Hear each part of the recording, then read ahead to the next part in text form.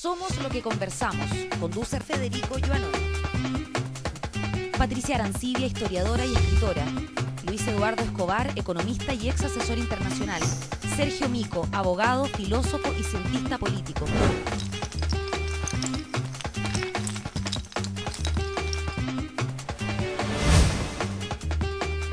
SQC. Somos lo que conversamos. Hola, ¿qué tal? Estamos en un nuevo Somos lo que conversamos, SQC, desde la Universidad de Talca, en su sede de Santiago, nuestro auspiciador y anfitrión. En esta bonita galería que tiene, con cuadros que los acaban de renovar. Así que estamos bien coloridos. Nos acompañan, como siempre, nuestros contertulios.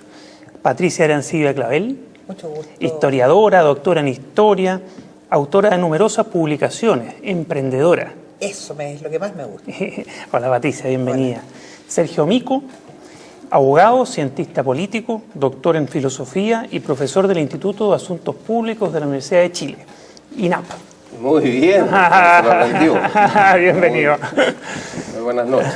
Luis Eduardo Escobar, economista, candidato a doctor en economía y asesor de empresas. Hola, Luis Eduardo, bienvenido. Y nos acompaña hoy día, tenemos la suerte que nos acompaña hoy día, don Ricardo French Davis, economista, doctor en economía y profesor de la Escuela de Economía y Negocio de la Universidad de Chile, Premio Nacional de Humanidades y Ciencias Sociales. Bienvenido, Ricardo. Mucho gusto de estar con ustedes y con el público. Qué bueno, gracias. Bueno, voy a aprovechar de recomendar, antes de partir con nuestra tertulia, un libro que ya es la cuarta edición que escribió y ha reeditado don Ricardo French Davis sobre el modelo. A propósito, porque ya hemos tenido en esta tertulia distintas visiones del modelo y lo que pide la gente, más modelos, menos modelos, en fin. Hoy día tenemos con nosotros a alguien que de verdad sabe mucho de esto, en su calidad de economista y hombre de humanidades también. Don Ricardo, el libro se llama Chile entre el neoliberalismo y el crecimiento con equidad. Se lo recomiendo, es la cuarta edición y es un hito para comprender la evolución del modelo. ¿Cuántos años lleva el modelo, Ricardo? Del 73, o sea, casi 40 años. Y esto pretende interpretar y analizar en etapas, ¿no? Claro, seguirle la pista del año 73 y está muy motivado porque mucha gente, de repente llega algún dirigente de algún país a la presidencia y dice, voy a aplicar el modelo chileno. El presidente de Honduras, el presidente de Guatemala, algún europeo, el modelo chileno. Y la pregunta, ¿cuál? Bueno, modelo chileno. Acá está explicado. Y hay una diferencia muy sustantiva en lo que nos interesa. ¿Cuánto genera de crecimiento? ¿Cuánto agranda la torta a través del tiempo? Y cómo se distribuye la torta. Y esas dos cosas han sido diferentes a través de estos 40 años. Una mínima acotación histórica, y yo tengo el prurito de las fechas. Yo te diría que el modelo se instaura en el 75, porque del 73 al 75 hay muchas dudas al interior del gobierno y el propio Pinochet no está 100% convencido de que es necesario que este modelo se aplique. Entonces, no sé, esa es mi percepción o lo que he leído, si bien estaba el ladrillo escrito antes y pasa a ser parte intenta Lorenzo Gotuso, que era el ministro de Hacienda, ¿no es cierto?, llevarlo a la práctica. En definitiva, se implanta el 75 cuando llega Caguas y después de Castro, etcétera. Pero es una acotación absolutamente mínima, pero en honor a mi prurito histórico. Sí. O sea, el 75 es más neoliberal las políticas. El 73 está avanzando hacia eso, transitando, porque hay un enorme debate. Los militares no son intrínsecamente neorliberales. Son es una entidad estatal. Son más corporativistas. Entonces, muchos de los militares que andaban por ahí, ellos están dentro de una economía mixta. Así es. Y algunos de los ministros, que es el ministro de Economía en ese tiempo, es un hombre heterodoxo, Fernando Lenin. Exacto. Entonces estaba el debate al interior y todavía no habían conquistado a Pinochet. Los Chicago Boys. Lo que se llaman los Chicago Boys. Sí, Que tú eres uno de ellos. De Chicago. ¿O eres uno de ellos o no? Yo soy doctor en Chicago. y fui compañero de varios de ellos. Sí. Algunos fueron profesores míos y otros fueron alumnos míos. Pero Ricardo, ¿en qué consiste para la gente que no sabe? ¿En qué consiste el modelo? La pregunta político-filosófica, ¿no? Entre el 73 y 75, ¿qué pasó? ¿Cuáles serían las líneas maestras de este nuevo modelo?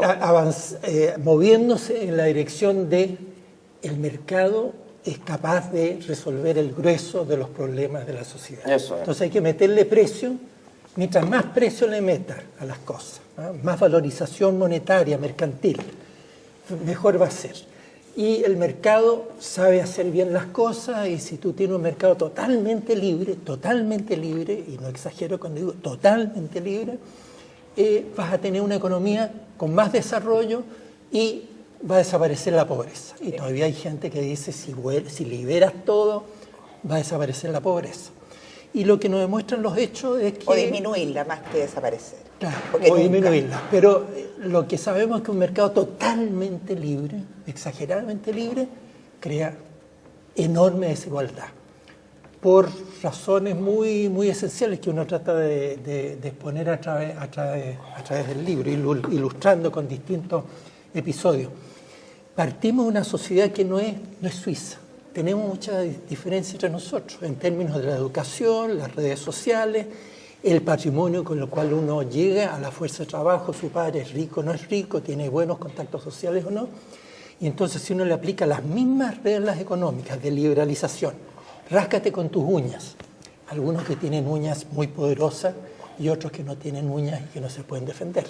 Y entonces la liberalización extrema de los mercados fortalece a los fuertes y tira para abajo a los débiles. Pero Odeplan no estaba en esa línea, por eso ¿qué? hay que matizar. Odeplan en esa época, Era una mezcla. Porque si te escuchamos, pareciera que es una mirada absolutamente ortodoxa, única, y no, yo te ¿Por qué no diría hacemos que una hay... cosa siguiendo lo que quiere la Pati? Y Ricardo, brevemente, ¿cuáles son las etapas que se puede vislumbrar o distinguir si uno ve la evolución del modelo desde su inicio hasta hoy, más o menos? Claro, ahí si uno toma lo del 73-75, el 75 consolidación del modelo más extremo neoliberal, liberalización abrupta del mercado financiero en abril del año 75, se privatizan los bancos que Allende había estatizado, se salvó el Banco del Estado, que eso es interesante, está dentro de las heterogeneidades, ¿cierto? Después se salva Codelco, se salva. Gracias a los militares. Lo salva un militar. Entonces, Civiles querían privatizarlo, Presidanos. un militar, justamente ellos dos, gracias a Dios, algo los inspiró y salvaron. Y cuánta plata le ha dado a la sociedad chilena mantener a Codelco. Pero se va moviéndose en la dirección de soltar el mercado, es muy difícil hacerlo todo instantáneamente. Lo financiero se hizo instantáneo. Se liberalizó la tasa de interés y se dijo, superintendencia fuerte, no. Superintendente, no moleste, el mercado sabe. No la suprimimos usted, pero no esté impidiendo que el mercado se desarrolle. Después de la crisis. Eso, Pero es que estábamos categorizando. 11 años después se corrige. Pero esta es la primera etapa. Esa es la primera etapa. ¿Hasta qué que año? culmina el 81. A la altura del 81 tenemos Chile de las economías del mundo más liberalizadas las importaciones. Tenemos un arancel de 10% para todo igualito.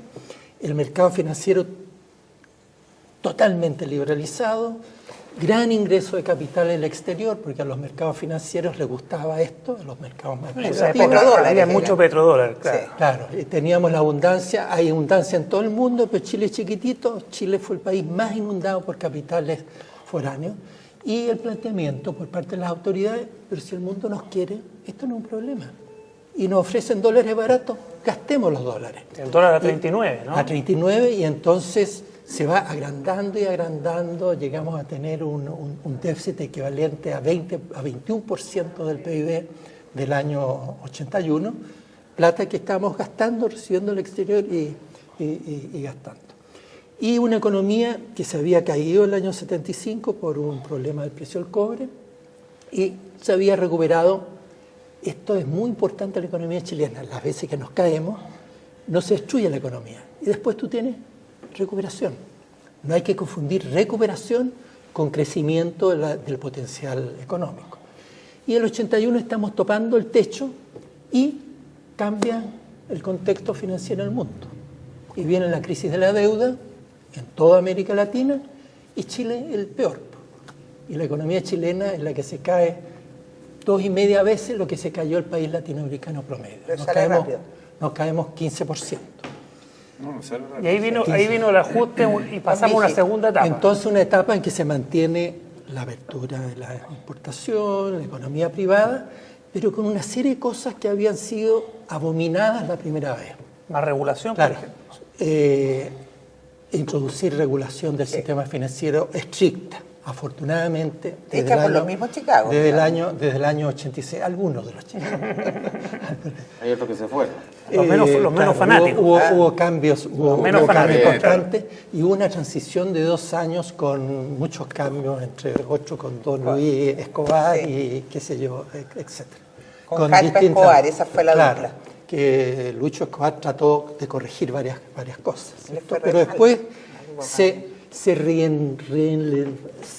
puso en el riel de nuevo del neoliberalismo, pero con subsidio a las exportaciones, con aumento a los aranceles de importación, del 10 pasó a 35%, medidas de protección. De protección, intervención en la tasa de interés. El Banco Central empezó a sugerir, en lugar de decir el mercado sabe, no, pero el mercado no sabe. Nosotros le vamos a sugerir en una dictadura. Le sugiero que las tasas de interés no sean más que esto. El mercado financiero se puso, entendió rápidamente. Y eso está bien. Esa es una cosa positiva. No era tan dictadura, decirle hacía caso y ahí se produce crecimiento económico acelerado. El 84 recuperamos. Pero lo que tenemos es recuperación. Una recuperación. El año 88 el ingreso per cápita chileno era menor que el año 81. Eso no es crecimiento. Eso es recuperación. Te caíste tanto. Se produjo una brecha de 20% entre el techo y donde estabas. Y entonces tu economía real crecía 3%, pero podías crecer 7 u 8 el PIB efectivo, porque había un gran espacio de trabajadores y capital desocupado. Grandes, pequeñas y medianas empresas que tenían capacidad instalada y no lo estaban usando en esta tremenda crisis, que es la más grande de toda América Latina en el 82. Cuando llega la concertación, Ricardo, se dice que no se cambió el modelo y que seguimos, algunos dicen que incluso seguimos con el neoliberalismo. Claro, ahí está, ¿cuál es tu opinión? Ahí está el tema de qué es lo que llamo el modelo. ¿Cierto? Digo, el modelo sueco es idéntico al modelo de Estados Unidos y de Luxemburgo. Yo diría que no, son distintos, pero son economías de mercado. Entonces, seguimos en una economía de mercado dentro del contexto muy importante de cómo se asume el gobierno. ¿Qué es lo que pasa? ¿Se fue Pinochet derrotado totalmente? ¿Desaparece el escenario? ¿O es hasta el 8? Es una democracia tutelada, diría Felipe Portal. Sigue, claro. Este señor sigue, o esta persona, sigue de cabeza del ejército. Eso es muy complicado. El Senado, ¿qué pasa? La concertación saca un poquito de mayoría, a pesar del binominal, ¿cierto? Pero hay los 9 senadores designados. ¿Cómo votan los 9 senadores designados cuando hay discusión entre el gobierno y la oposición pinochetista? Votan todos por la oposición pinochetista. Entonces hay que negociar, etcétera, y entonces hay una serie de cosas que se querían hacer que no se pueden hacer. Pero perdón que te interrumpa en toda tu disquisición. Yo voy pero breve porque la idea es que termine de ponernos las 4 etapas y después vamos a abrir el... Claro, son interesantes las preguntas. Y ahí entramos en una tercera etapa. Claro. Bajo Elwin. Claro.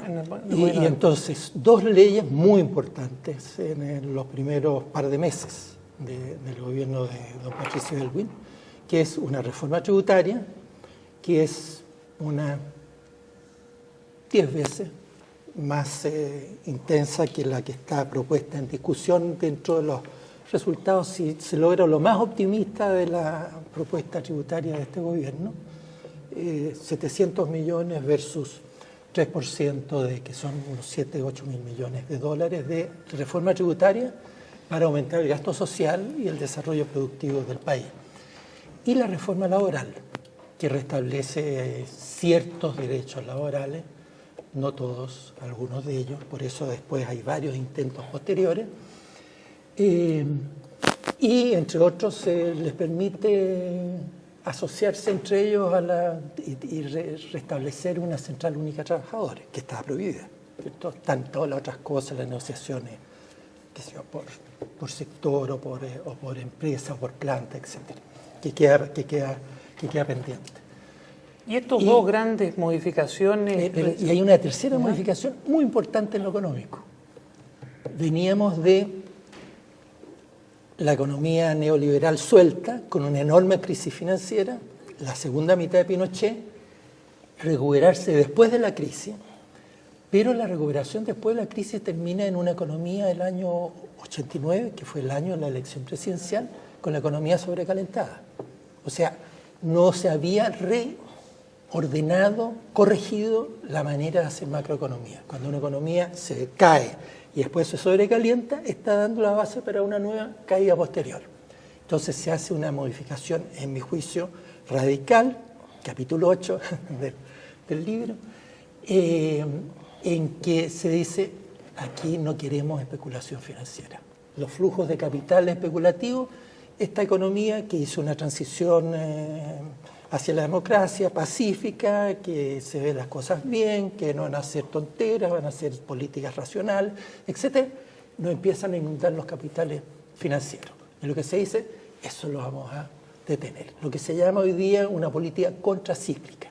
No queremos sembrar un ciclo futuro a 3, 4, 5 o 10 años después.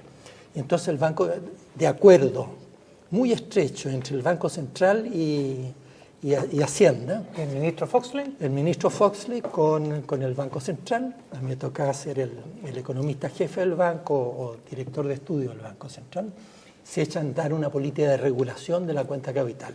Queremos algo, pero no demasiado. Y ese algo que lo podamos procesar bien. Y para procesarlo bien hay que manejar la política cambiaria. No podemos tener un tipo de cambio libre. Si el tipo llega en plata y se abarata el dólar, estamos destruyendo las pymes. Estamos comiéndonos la plata y esta no es plata regalada, hay que devolverla. Si tú te comes la plata, después vayas a sufrir, vayas a tenerte que apretar el cinturón y... Ricardo, y estas medidas que van corrigiendo o modificando el modelo, ¿hasta cuándo? Es una tercera etapa, ¿no? Sí. Cuarta ya. Tercera. Sí. ¿Y en qué momento pasamos a una cuarta? Tal como hubo una transición del 73 al 75, hay una... El gobierno de Elwin le va muy bien. 7,7, 6 o 8% de crecimiento promedio. El empleo aumenta muy fuertemente. Llegamos a tener tasas de desempleo inferiores al 6%, alguna cosa bien medida, bajo desempleo. Después el promedio de Pinochet fue 18%. Pasamos de 18 a menos 6. Los empresarios están contentos, están invirtiendo mucho, los salarios crecen fuertemente, el salario mínimo se recuperó muy intensamente, más de 5% promedio por año en esos cuatro años, o sea, crecen cerca de 28-30% el crecimiento acumulativo, el salario real en capacidad adquisitiva de bienes y servicios, y empieza a meterse la idea de las cosas están bien. No hay que menearlo mucho cuando están equipos que ganan no se le hacen cambio. Están bien, claro. Claro. Y hay que entender que las cosas que funcionan bien en ciertas circunstancias no necesariamente siempre. Puede que sí, puede que un año más, 2 años más, 3 años más. Llega la crisis del tequila, México. ¿Qué año? El 95.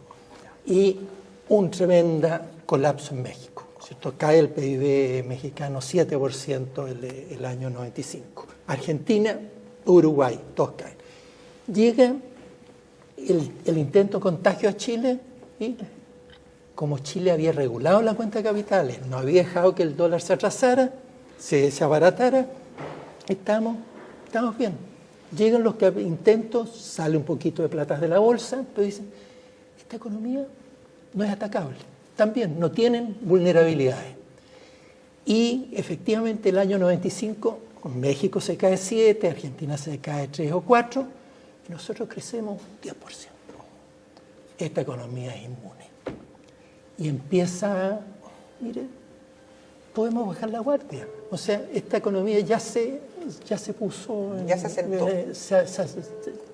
Permanentemente. No necesitamos administrarla.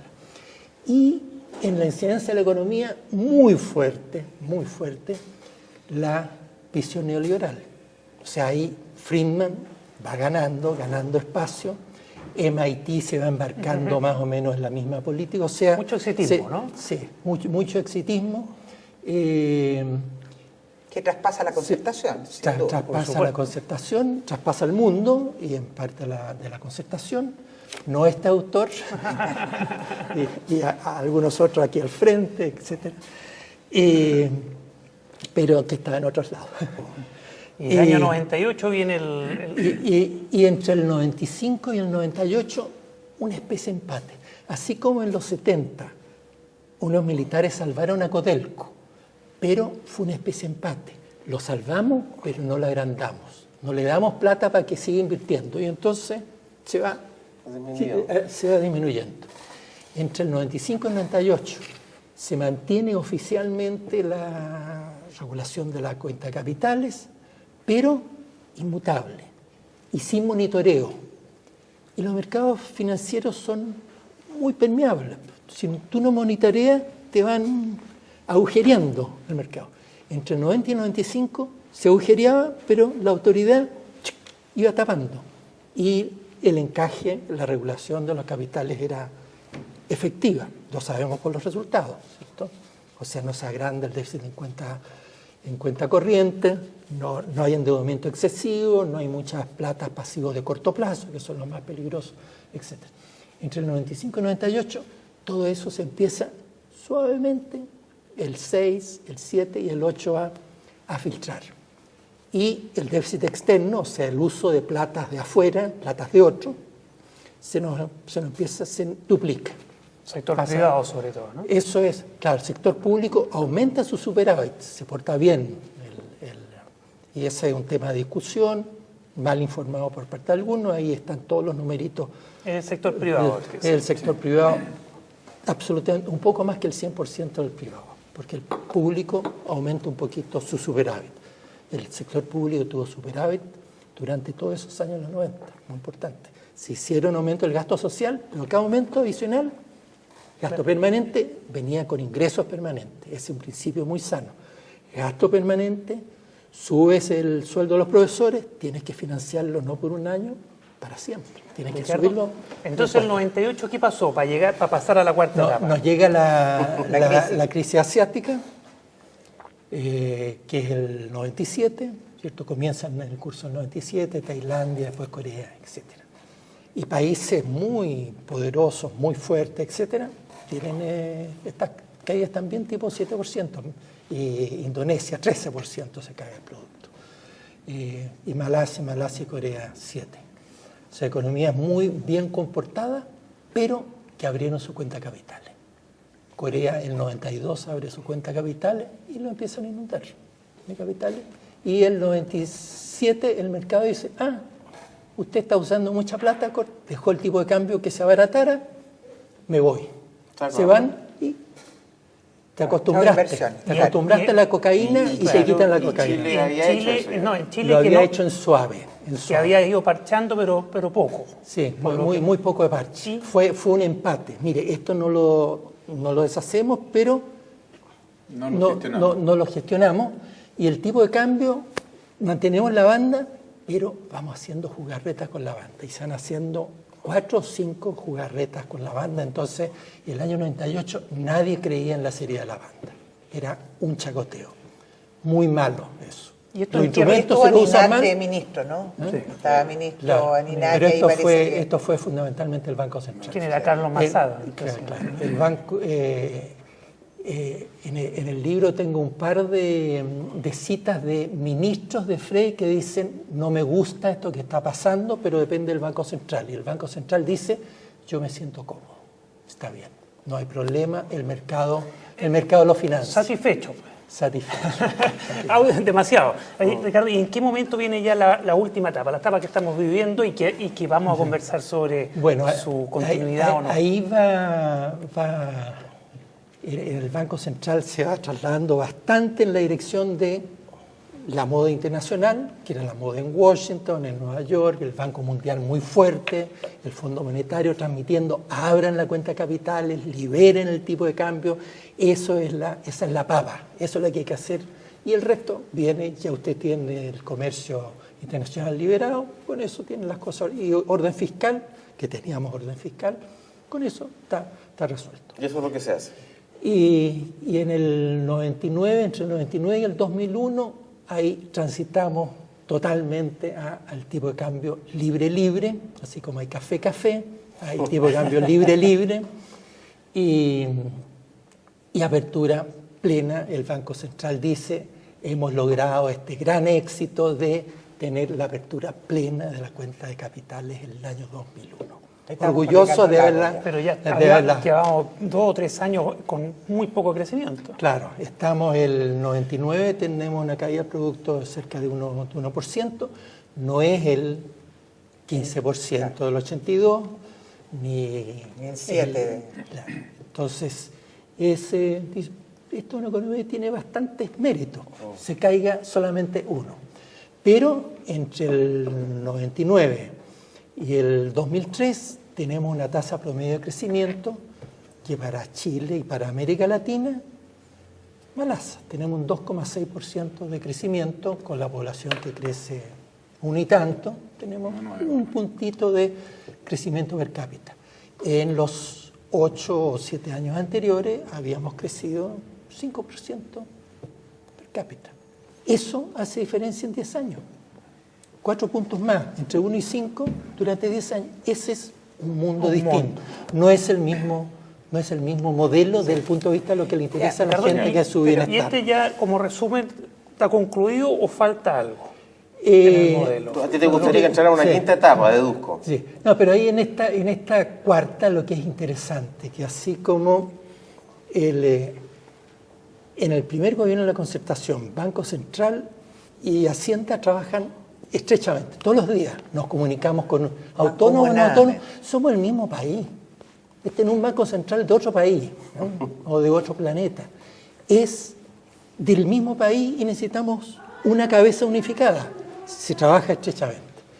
Después, en el gobierno de Frey, se empiezan a producir esto, que el ministro de Economía y el de Hacienda dicen, oye, no me gusta que esto que está haciendo el Banco Central. Pueden irse a sentar al directorio y decir eso, pero no hay un objetivo común. No hay un objetivo común.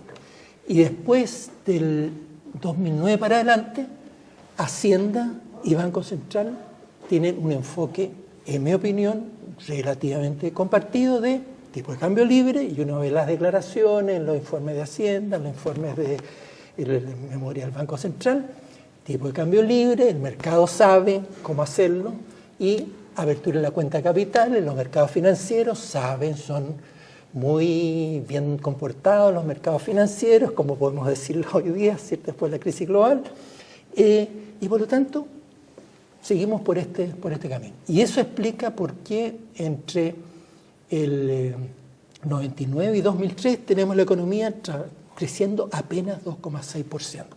Aunque estamos invirtiendo y que sí, probablemente, yo comparto ahí la cifra del Banco y de Hacienda, de más o menos crecíamos 4%, pero estamos usando año a año solamente 2,6%. ¿Y cuánto está subiendo, que está creciendo ahora Chile? Sí, alrededor de 5, yo diría. Pero el año pasado 6,4. ¿Hubo alguna corrección? Sí, ¿hubo alguna, uso de capacidad? ¿Alguna corrección importante o es lo mismo que estamos narrando? ¿O ahí termina la historia por ahora? Yo creo, mi visión es que hay bastante continuidad, entre las políticas del 2010 y el 11 con lo que teníamos el 7, 8, 9 y 10. Lo que cambió es lo que nos llega de afuera. Es decir, no es que el modelo, digamos, se haya profundizado, que es lo que uno pudiera esperar de un gobierno de centro-derecha, sino que lo que ha hecho es más bien mantener la medianía. Es muy buen punto. ¿Qué les parece que hagamos un corte? Y acá desde la Universidad de Talca, en la sede de Santiago, nuestro patrocinador y anfitrión, y a la vuelta le vamos a poner más política a esta historia económica del modelo. Gracias. Estás viendo Somos lo que conversamos. Conéctate con El Mostrador TV.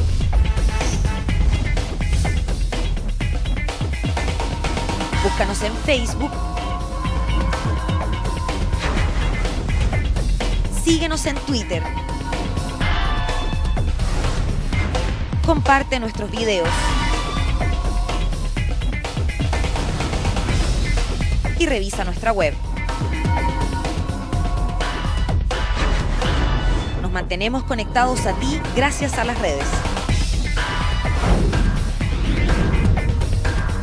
El Mostrador TV.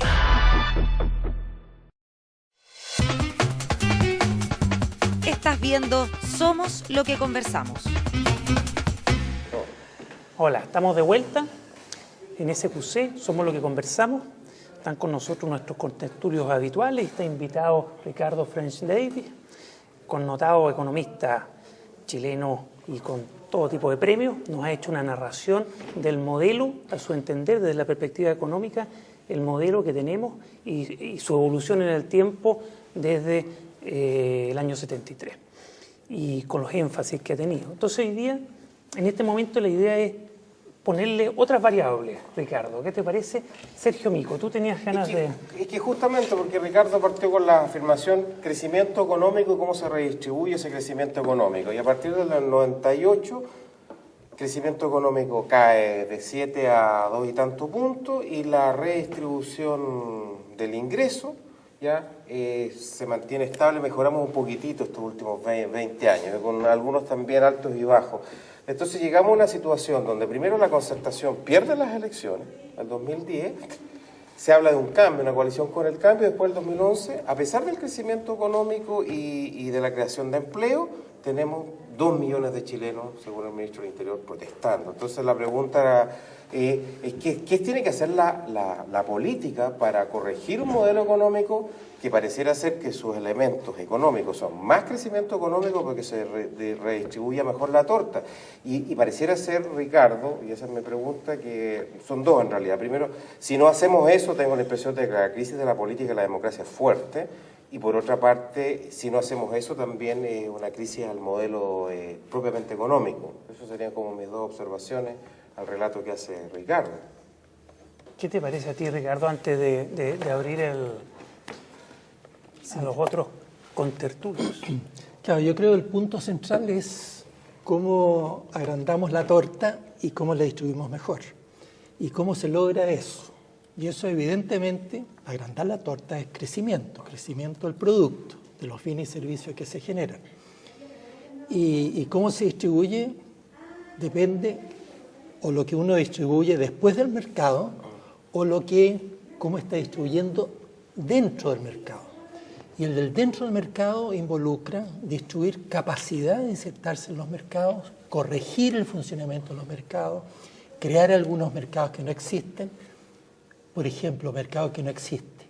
Para 500.000 de pymes no hay un buen mercado financiero, no existe. Entonces un economista que supone el mercado lo resuelve, pero si no existe ese segmento, hay que crearlo. Tenemos que hacer política. ¿Y eso es posible? Claro, sí, Roosevelt lo hizo en Estados Unidos, lo hizo Francia, lo hizo en los Países Vascos, lo hizo Italia en los 50. Esas cosas la crea el Estado para el sector privado. Hay correcciones que se pueden hacer y que todo indica que es necesario hacer dentro del mercado. Y fuera del mercado estamos hablando de reforma tributaria fundamentalmente. Claro, ¿no? Para los dos uno necesita reforma tributaria.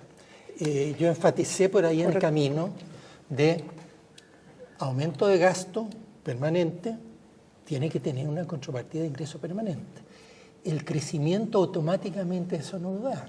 Porque si tú creces, todo tiene que crecer. Si crece la economía hay que aumentar los salarios, hay que aumentar las asignaciones familiares, hay que aumentar la infraestructura, etc. Entonces tú quieres hacer algo extra. Reforma la educación, requiere platas extras. Buen punto. Pati, Sí. ¿qué está pidiendo la gente en la calle en relación con esto que estamos hablando, según tú? Yo creo que un grupo de personas, pero que ha tenido mucha voz en los medios de comunicación, quiere el cambio del modelo. Entonces, por eso es tan interesante lo que ha afirmado Ricardo en el sentido de que... ¿Qué será el cambio del modelo? Lo que se busca es mejorar el modelo, hacerle rectificaciones al modelo, porque pasa por etapas y obviamente cuando se crece más y se tiene más plata hay que distribuirla mejor. Ahora, la pregunta que me surge, Ricardo, hacerte es ¿hasta qué punto esta pugna, si tú quieres, ideológica entre los más liberales y los otros no tanto, en cuanto a que el empleo es el elemento fundamental para poder mejorar, salir de la pobreza por una parte y mejorar la distribución por otra? ¿Estás de acuerdo que ese es el tema? Porque con todo lo que estamos viendo ahora de la encuesta Casen y todo ello, veo yo una pugna entre aquellos que dicen, sí, está bien, tenemos que tener mejor sueldo mínimo, tenemos que tener una serie de cosas, pero primero cuidemos el empleo. Es casi como el crecimiento pasó a ser como un símbolo, ¿te fijas? Crecimiento era símbolo de economía de libre mercado. Ahora es cuidar el empleo a como dé lugar. Buena pregunta. ¿Qué opinas? Claro, a mí me parece el empleo es lo central, absolutamente determinante en la calidad del empleo, lo que ustedes llaman empleo decente o empleo de alta productividad, creciente productividad. Es muy determinante y eso está en el corazón de cuánto uno crece y cómo crece. Y además yo enfatizo, el cómo crece, si uno lo hace bien, va a ser viable que el crecimiento promedio sea alto. Si uno lo hace mal, lo que van a tener acelerada, en que las cosas se ven bien, choque, caída, acelerada, caída. Y la economía que pasan por estas idas y venidas, estos altibajos, al final crecen poco en promedio. Eso afecta lo que pasa en los hogares negativamente, afecta lo que pasa en la situación de las empresas negativamente. Cada uno de estos bajones son muy regresivos, para el grueso de las empresas, para el grueso de los trabajadores. Entonces, muy clave cómo uno va creando empleo de manera sostenida, permanente. Y eso requiere un conjunto de cosas. Y los que tienen más bajos, ¿no? Y respecto al sueldo mínimo. Dentro de eso es un punto el sueldo mínimo. Para que la economía cree más empleos de los que me interesa, buenos empleos para los sectores medios y bajos, necesitamos una reforma del mercado de capitales. Que haya líneas muy vigorosas, mucho más que lo que tenemos hoy día, líneas de crédito a tasas de interés razonables para las pequeñas y medianas empresas, para las microempresas. Son las grandes postergadas del actual modelo. Muy intensamente postergadas y por lo tanto se está mermando, asfixiando el emprendimiento y no se le está dando espacio para que se expandan. Lo que necesitamos es esas pequeñas empresas vivan bien y se vayan agrandando y absorbiendo Pero más necesitamos empleo. más capacitación también ahí, ¿cierto? El segundo elemento, capacitación. Tuvimos mala educación para muchos. Bueno que Chile tenga ya casi todos los jóvenes, 90 y tantos % con la cobertura, pero la calidad sufrió. Entonces, hay razones comprensibles, algunas fallas en la política educacional, pero también cuando le metes más cantidad es más difícil de mantener el promedio alto. Los jóvenes que están entrando eran más carentes, en sus hogares, en su situación económica, etc. Sueldo mínimo. Capacitación laboral para los que están en la fuerza de trabajo y van a estar 40 años en la fuerza de trabajo. Tenemos que hacer un programa nacional de capacitación, algo masivo. No somos capaces de hacer, importemos a capacitadores, ¿cierto? Pero eso hay que hacerlo una cosa persistente, no se puede hacer en un año. 10, 20 años que vayamos corriendo la línea de la calidad en favor de sectores medios y bajos. Dentro de eso el salario mínimo. Es cierto que el salario mínimo no puede ser cualquiera. Porque uno decir, bueno, salario mínimo $1.000.000. ¿quién los va a pagar?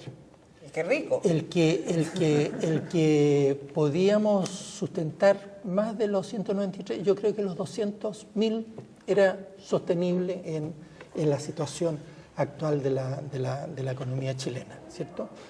Pero para llegar a los 300.000 o qué sé yo, O 250, tenemos, como o 250, hay que meterle, hay que hacer correcciones en la economía que no se están haciendo, se está haciendo un poquitito.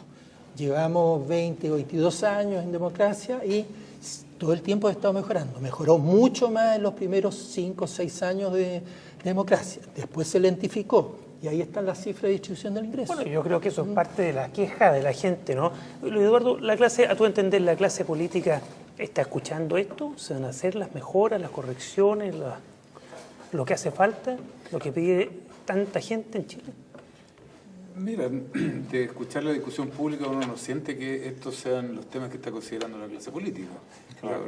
Lo que uno ve es que grupos como este tenemos este tipo de discusiones, pero uno no ve que el debate público a nivel de la dirigencia política esté concentrado en esto. Más parece estar en los cupos a concejales, alcaldes y la distribución de la próxima elección.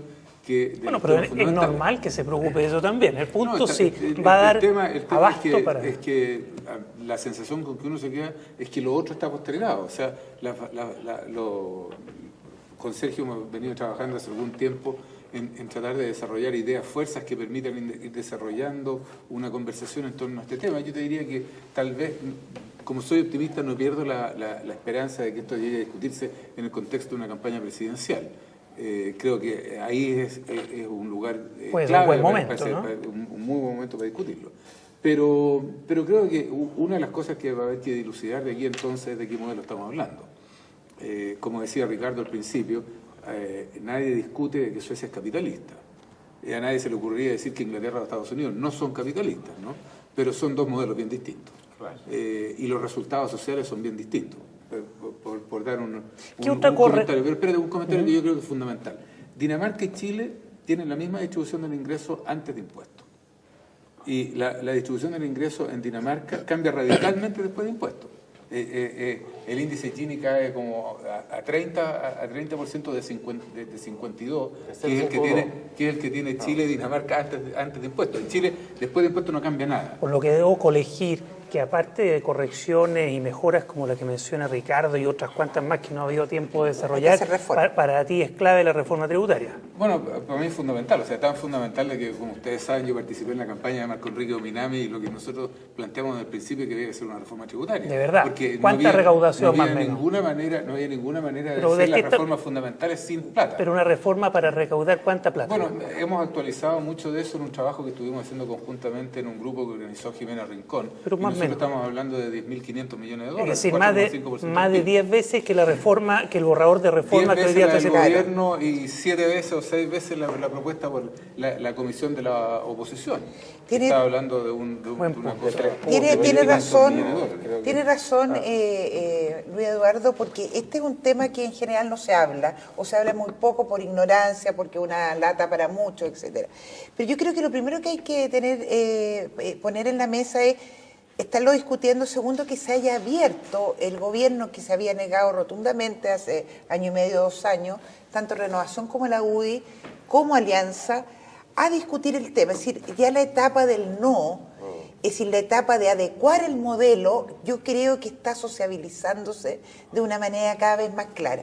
Producto de las protestas, de lo que ustedes quieran, da lo mismo. ¿Es importante los estudiantes en eso? No, obvio, pero lo que importa aquí no es la consecuencia. La consecuencia es que ya podemos hablar de reforma tributaria sin que a nadie le venga un ataque de lipiria.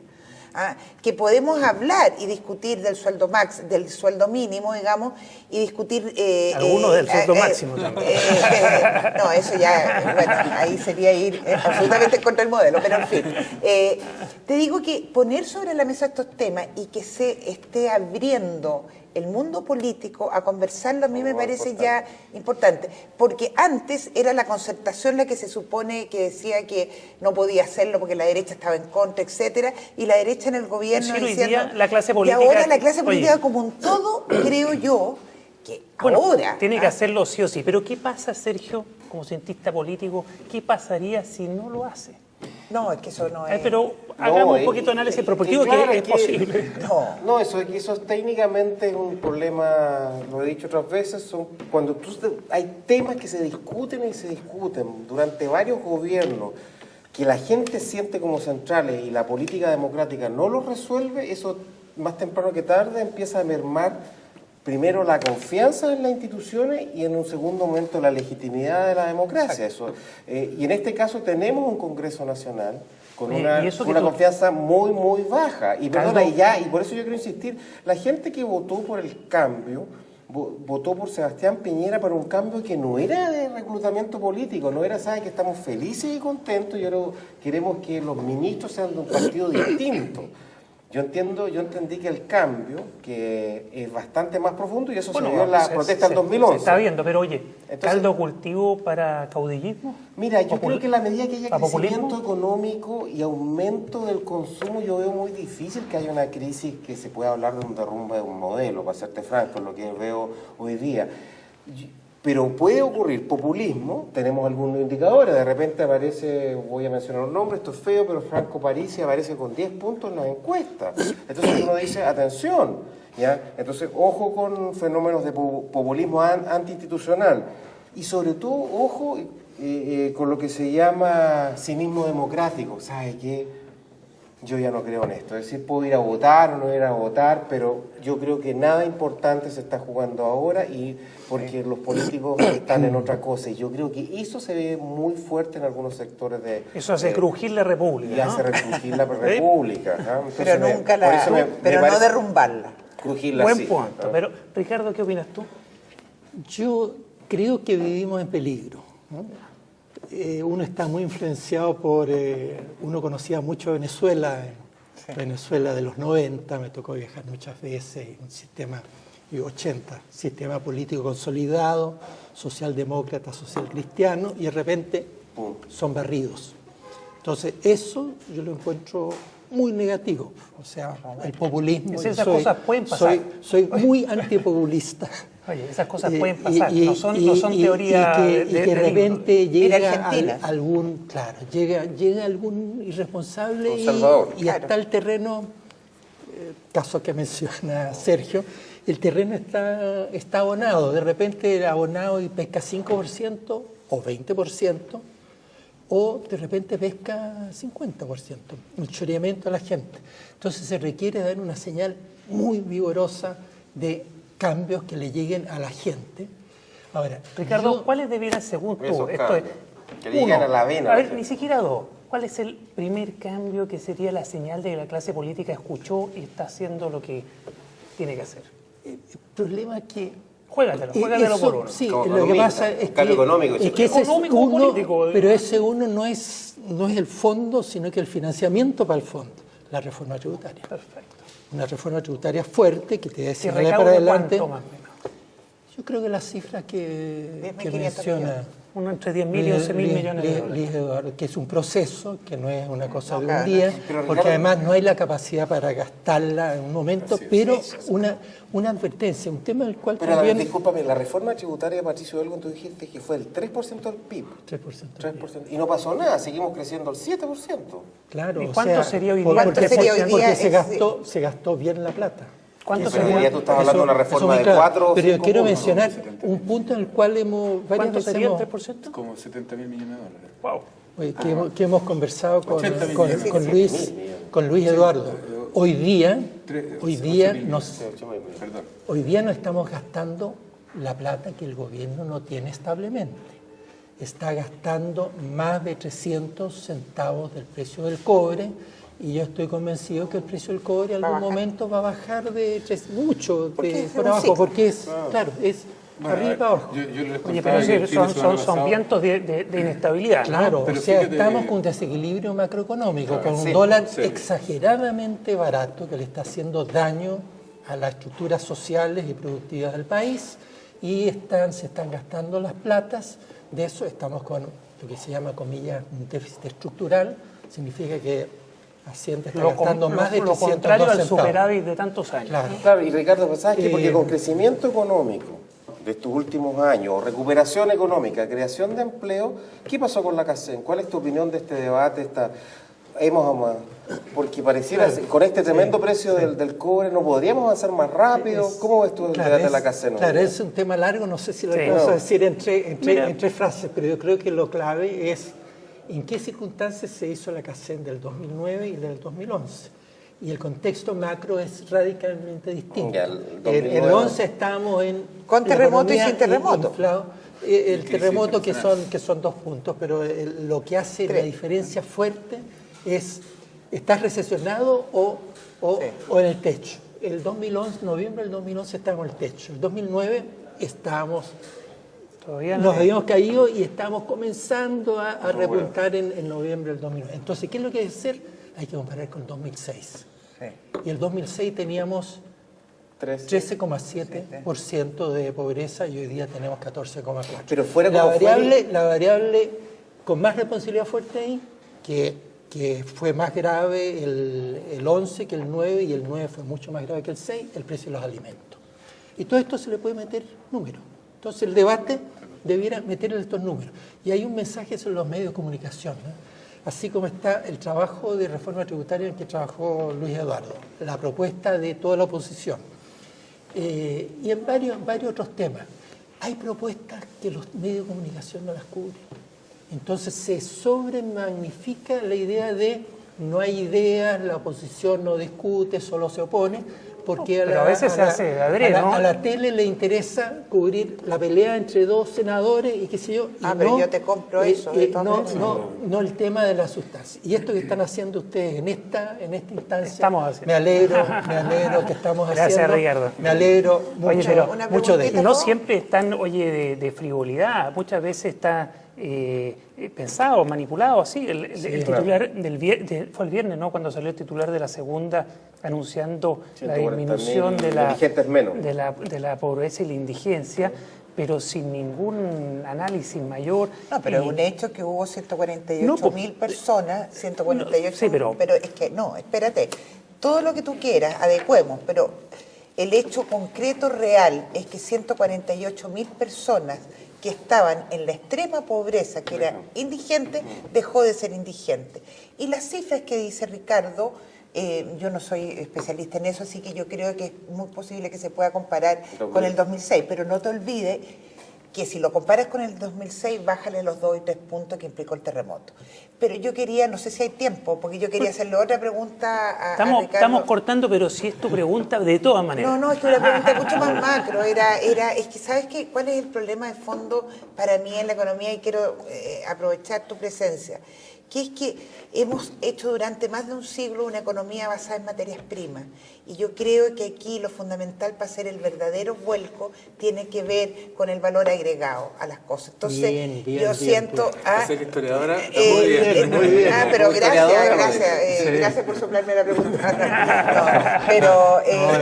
Pero yo creo que ahí está como el elemento. ¿Eso lo podría hacer la economía chilena, una economía globalizada, ventajas comparativas? Es un proceso global. El capítulo 10... Y fortalecer a las pymes y a las medianas empresas. Claro, ¿no? O sea, el vínculo entre la pequeña y mediana con la grande y la propuesta de los clusters alrededor de nuestros campeones, pero que sean campeones que irradien para la minería, salmón, el vino, forestales. El vino también es un aporte. Y hay un quinto que nunca discutimos, en realidad, que tiene que ver con la infraestructura, que también es muy importante para el desarrollo económico, que tiene que ver con convertirnos en centro logístico para América del Sur. Siempre hemos hablado de eso, pero no hemos tomado acciones concretas. Entonces tú tienes los aeropuertos copados, los puertos copados, las carreteras ya están congestionadas, etc. Por eso era difícil quedarse en una cosa. Claro, la cosa visible para la gente de los tributarios, pero ¿qué hacemos con esas plata y las políticas de corregir? ¿Y el binominal? Muy importante para la democratización del sistema político. Muy esencial. Bueno, muchas gracias. Hemos terminado un nuevo Somos lo que conversamos, SQC, de acá de la Universidad de Talca, en su sede de Santiago, nuestro auspiciador y anfitrión. Muchas gracias, nos vemos. Chao. Gracias a todos. Gracias a ti.